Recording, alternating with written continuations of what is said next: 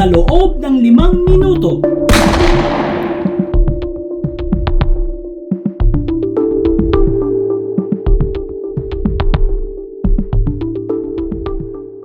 May isang nanay pupunta ng Middle East. Yung iba maswerte, yung iba naman malas. But usually, they are treated as slaves. Alam mo yung mga countries na yan, ang pagtingin kasi nila sa mga nagsilbi sa kanila, they are not even treated as servants. Almost ang tratamento nila as slaves. Itong nanay na ito, nagtrabaho ng 4 na taon sa labas. She keeps on remitting money to the family, hoping that yung pera niya, pinapadala niya doon sa asawa niya, maibigay doon sa mga anak para sa pag-aral ng mga bata at for the upkeep. Ang isang experience ko, ang nanay na talagang humiga dyan sa harap o sa sahig sa City Hall in total desperation related to may kung ano nangyari. Pero marami na akong naririnig na ganito at alam ko sa inyo, alam ko ganun rin. Ito minsan sila inaabuso. They are treated as slaves.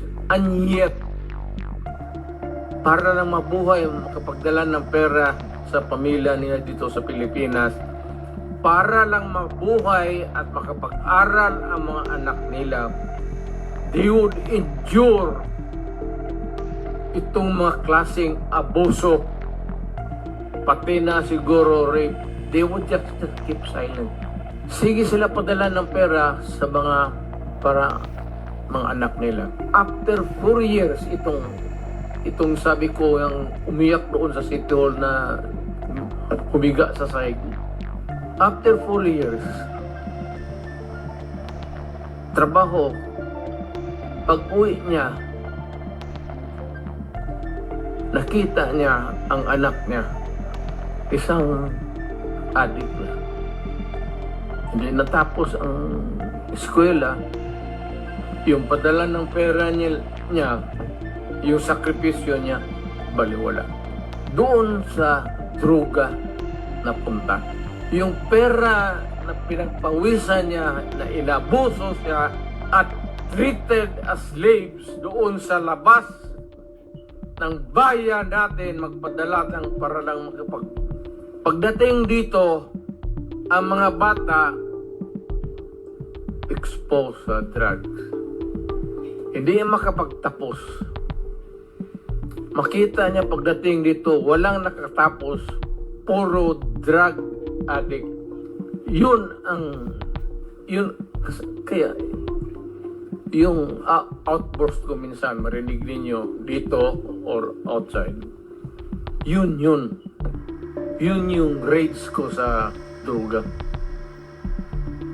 Isang nanay, trabaho sa labas, sakripisyo, 3 taon, 4 na taon, padala ng pera. Pagdating dito, pag-uwi, only to find out na yung mga anak niya, mga drug addict sa droga, walang nakatapos at napurnada ang pawis niya. Yung humiga isa dyan sa sahig, dyan sa City Hall, nag-iyak. Humiga siya sa sahig, nag-iyak siya. Sabi niya, Mayor, paano ito? Sabi niya, gusto niya na ako ang magbigay ng relief ng grievance niya. May reklamo siya sa akin mismo dito sa mayor. Hindi siya nagpunta ng pulis sa akin.